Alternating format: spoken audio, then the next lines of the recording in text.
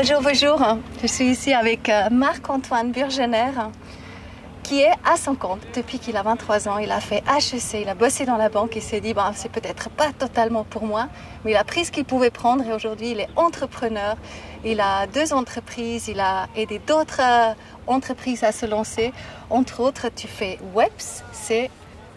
WEPS, donc c'est We Are Brand Shapers. Exactement, où il conseille des marques et aussi des athlètes. Parce que ça, c'est un peu son domaine, parce que Marc-Antoine est le frère aussi de Pat Burgener, qui est un grand champion de snowboard et qui l'a aidé aussi monter depuis très très longtemps, même avant que tu aies quitté la banque. Et tu as ça et tu te dis, wow, moi j'adore le local. Et tu as créé Pokéball et ça c'est...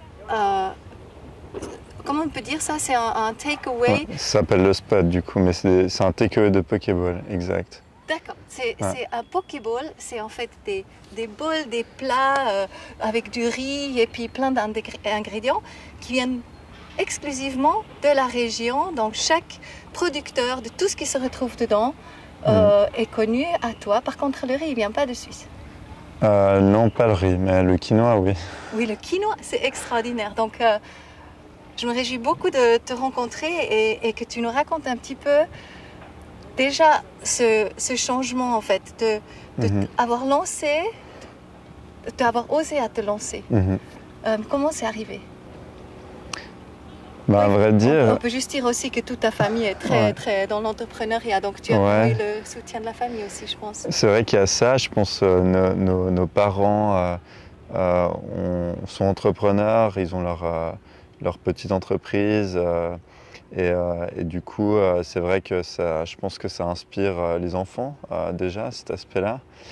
Et puis c'est vrai que je pense aussi un aspect que j'ai aussi rencontré auprès d'autres personnes qui ont des profils d'entrepreneurs, qui ont monté des projets et tout, et des grandes choses.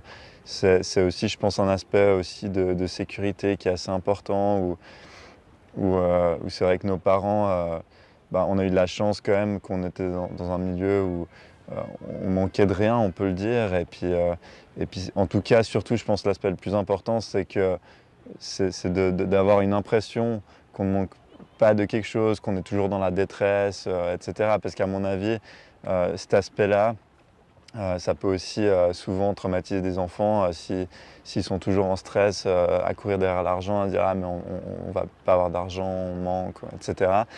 Et je dis ça, de nouveau, je viens d'une famille aisée, mais c'est vrai que j'ai pu parler par exemple à Lucas Beaufort, qui est un artiste français, et qui me disait aussi que il vient d'une famille aussi qui n'est pas forcément très aisée, du moins, sa maman vient d'un environnement qui n'était pas très aisé, et puis par contre elle les a jamais fait culpabiliser, elle leur a jamais dit qu'il manquait de quelque chose et puis que ça allait être la fin du monde, etc. Et je pense que cet aspect-là, il est aussi important pour les enfants de se sentir un peu en sécurité d'une certaine manière, pour avoir assez confiance aussi en soi, pour ensuite faire ce qu'on a envie. Et ça, c'est un peu aussi ce que j'ai fait, c'est d'avoir confiance en moi et puis de toujours faire un peu ce que je voulais. Ouais. Mais après, on peut vraiment dire que la vie le prouve. Parce que quand même, je veux dire, depuis que tu as 23 ans, quelque part, tu gagnes ton argent par rapport à ton entrepreneuriat. Bien sûr. Donc c'est extraordinaire. Et tu gagnes aussi assez bien, parce que moi, ce que j'ai entendu et ce que je remarque de plus en plus, c'est quand tu suis ton cœur, les portes s'ouvrent. Et là, depuis que je t'ai connu depuis il était encore bien plus jeune que 23 ans, mais à ce moment-là, tu disais déjà que tu voulais une fois accompagner des athlètes. Est-ce que tu fais aujourd'hui? Quelle est ton expérience d'accompagner des athlètes, à les aider en fait, de créer leur image et comment c'est? Ça doit être juste merveilleux de travailler aussi étroitement avec les personnes qui sont... à la fin, c'est en fait la personne, c'est la marque. Si tu veux, moi, c'est vrai que ça vient du fait que j'ai commencé avec mon frère, et puis c'est vrai que pour moi, aider un athlète, c'est aider quelqu'un à réaliser son rêve, tu vois, parce que... C'est ça qui est cool. Puis c'est vrai qu'en Suisse, surtout en Suisse, c'est difficile, tu vois, peut-être aux États-Unis, ils sont plus ouverts à des rêves différents. En Suisse, c'est plus compliqué quand même. Si tu sors un peu du chemin, ça devient vite difficile. Et c'est vrai que pour moi, d'aider des athlètes, déjà avec Pat, c'est un peu une sorte de proof of concept, donc ça montre que c'est possible de le faire parce que lui il vit très bien de son sport, maintenant de sa musique, etc. Et puis c'est en train d'exploser.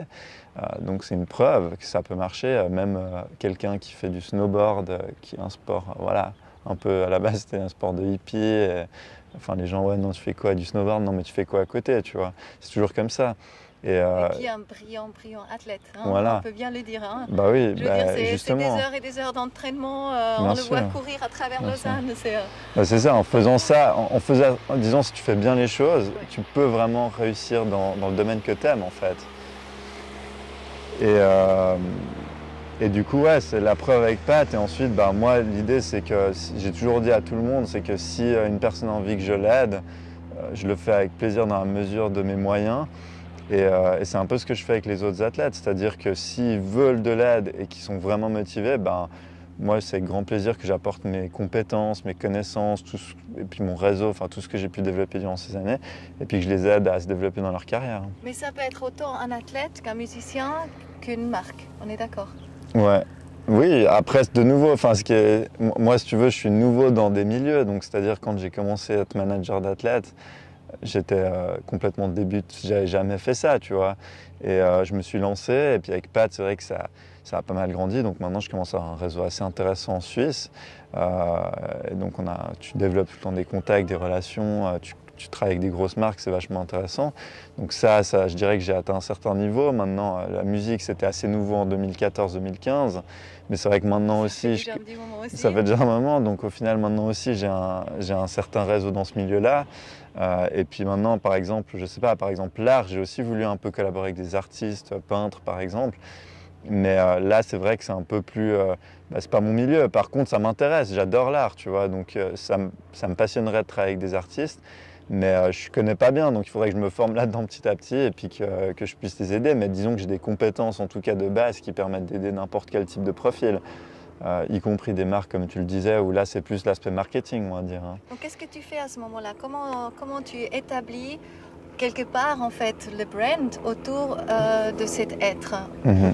Comment tu établis ça? Donc, tu vas déjà dans la corporate identity aussi, au niveau justement du logo, du visuel, de la présentation. Ça, c'est ce qu'on avait fait ensemble, d'ailleurs, au tout début de Pat. Oui, c'est clair. On avait fait le logo, on avait fait le site internet ensemble, etc.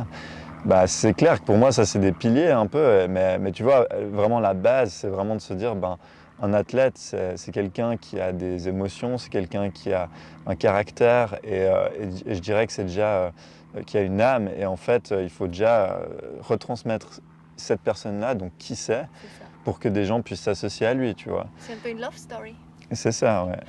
C'est ça. Les gens doivent aimer la personne parce qu'ils doivent se dire « Ah, mais j'adore ce gars parce que, ou cette fille parce que voilà, c'est des personnes incroyables, je sais pas, elles sont joyeuses, ou bien, enfin, elles peuvent être tristes, tu vois, je sais pas, mélancoliques.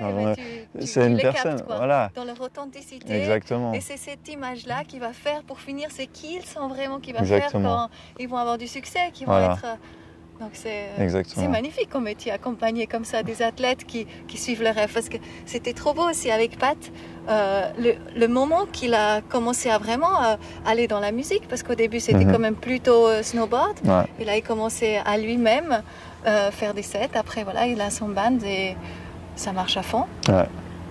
C'est génial. Donc en fait, tu peux dire les athlètes quelque part ils suivent tous le rêve, ou des fois aussi ils sont derrière, les parents sont derrière, où ils sont tous en train de suivre. Et qu'est-ce que c'est en fait qu'ils suivent? Qu'est-ce qu'ils sentent? Écoute, pour moi, je dirais qu'un athlète qui va vraiment s'écouter, imaginons si une personne a envie de vivre de son sport, il faut qu'il le fasse pleinement et il ne faut pas qu'il ait trop peur de l'incertitude et puis du risque, entre guillemets. Enfin, tu vois, et du risque, moi je dis, donc financier ou comme ça, tu vois, parce que souvent ce qui va bloquer, c'est « Ah, mais je dois avoir une porte de secours, je dois avoir un filet de secours, tu vois, un filet de sécurité. » Et puis en fait, pour moi, je dirais plutôt au contraire, quand tu es jeune, il faut foncer. parce que bah, plus tu vieillis, plus tu as des contraintes de la vie, parce que je sais pas, tu te trouves une femme, tu te maries, tu as des enfants, et après c'est trop tard parce que tu as besoin de ressources financières pour pouvoir subvenir à tout le monde et rien que ta famille vive bien, tu vois. Donc, si tu commences quand tu es étudiant, bah, tu as très peu de limitations parce que souvent tu habites chez tes parents ou bien tu habites dans des colocs, donc tu payes des petits loyers. Donc, tu vois, tu as beaucoup moins de contraintes et de risques financiers que si tout à coup tu avances dans la vie et tu dis « Ah, mais je vais faire mon rêve plus tard ». Et puis après, c'est trop tard, parce que tu as trop de contraintes et trop de risques, tu vois. Mais moi, c'est un peu ce que je défends, tu vois. C'est que chacun, parce que le but dans la vie, c'est quand même d'être heureux, parce que si tu n'es pas heureux, bah, tu as beau gagner de l'argent, beaucoup d'argent, tu vas être malheureux, être en dépression. Enfin, tu vois, je l'ai vu assez tôt dans la banque, tu vois, où j'ai fait un stage dans une banque, et puis c'est vrai que bah, c'est vrai que tu vois qu'il y a une certaine tension, tu vois que les gens ne font pas forcément ce qu'ils aiment, tu vois, donc parce que tu dois finalement, il y a toujours cet aspect d'objectif financier derrière, tu vois, la banque, bah forcément, tu as des actionnaires, tu dois répondre à ça, et du coup, tu as moins de liberté, tu vois, c'est pas le banquier, disons les personnes qui travaillent dans les banques, ils ont... à quelques exceptions près, parce que certaines banques, tu vois, essayent d'être plus durables, etc. Mais sinon, en général, c'est vraiment de trouver le rendement, trouver la rentabilité. Et du coup, tes supérieurs t'obligent à faire certaines choses. Et forcément, des fois, ça ne va pas avec tes valeurs. Et puis, du coup, tu es malheureux. Et puis, ainsi de suite. Oui, toi, tu es vraiment dans le contraire. Donc, quand tu dis... Qu'est-ce que tu verrais pour le monde, en gros, pour tous les êtres, en fait, par rapport à ton métier aussi que tu fais maintenant? Qu'est-ce que tu conseilles, en gros? Bah d'essayer de faire ce qu'on aime et de vivre de son rêve, quoi, je sais pas. D'être heureux, c'est ça le but, tu vois. Et pour être heureux, il faut faire ce qu'on aime, hein. Sinon on est malheureux, quoi. Et toi, on peut dire, sur une échelle jusqu'à 10, 10 le plus fort, tu aimes combien ce que tu fais? Bah 10, ouais. Peut-être même 15, je sais pas. Non, ouais, sinon j'aime. Tu vois, si j'aimais pas, je le ferais pas d'une certaine manière. On est d'accord. Après, je dis pas qu'il faut... Enfin, tu vois, de nouveau, dans ce que je fais, il y a bien sûr des trucs chiants, des problèmes, des échecs, plein de choses. Mais disons, j'aime ce que je fais. Donc au final, tout ce qui se passe, je le vois juste comme quelque chose à résoudre et puis pour avancer, tu vois, c'est tout. Et c'est intéressant de savoir, Marc-Antoine a quand même aussi été là au lancement du chalet Alaya qui se trouve à Crans-Montana. Crans-Montana, et ouais. puis justement de la vague Alaya aussi qui est à Sion. Donc vraiment tu étais là dans ces grands projets aujourd'hui qui marchent. La vague c'est la folie, hein, comme ça marche aussi. Ouais, ça a beaucoup de succès. Donc là aussi tu as suivi ton cœur, tu étais entouré avec les gens qui peuvent aussi...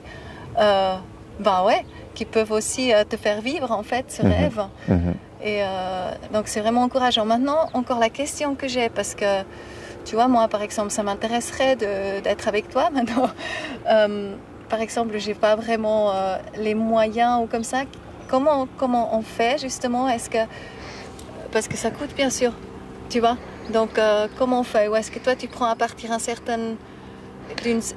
moi, disons, avec les athlètes, comment je travaille, c'est que tu vois, ça dépend, parce que tu vois, on a des clients qui nous payent mensuellement quelque chose pour qu'on les aide à développer leur communication en ligne, donc tout ce qui est digital. Et puis après, les athlètes, c'est vrai que ça se fait par commission, donc c'est du management. Donc c'est-à-dire que si j'ai pas d'argent qui rentre, je vais rien toucher, tu vois. Donc ça, c'est clair. Ça, c'est magnifique. Mais, et toi, c'est un coup de cœur, quelque part, pour l'athlète, tu dis OK. Ouais, non, mais il faut que je le sente, ouais. Ouais, vraiment. Mais je le dis, tu vois, souvent il y a des personnes qui peuvent venir vers moi puis qui disent « Ah, je serais intéressé », je donne des conseils la première fois qu'on se voit. Je leur dis, mais écoutez, ça dépend de vous, hein, parce que moi je vous aide avec plaisir, je peux vous apporter toutes mes compétences, etc.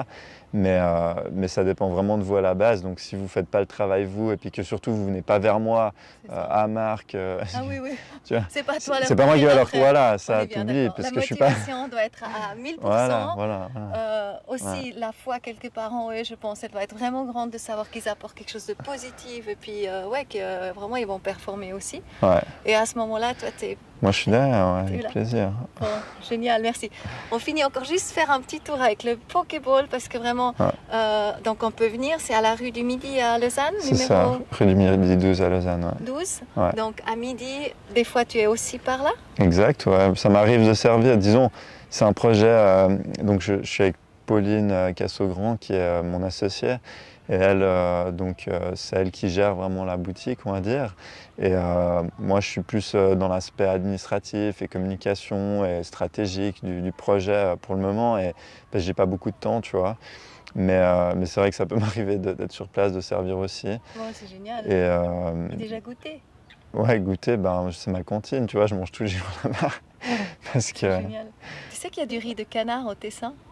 Ouais, non, mais je sais qu'on fait du riz en Suisse, mais c'est vrai que nous, vu qu'on fait du riz à sushi, du coup, mais je sais que tu as du riz en Suisse aussi. Oui, ouais. riz de canard en Ouais, fait. Les canards, j'avais fait une vidéo là-dessus Ok. sur Bernard Pujol.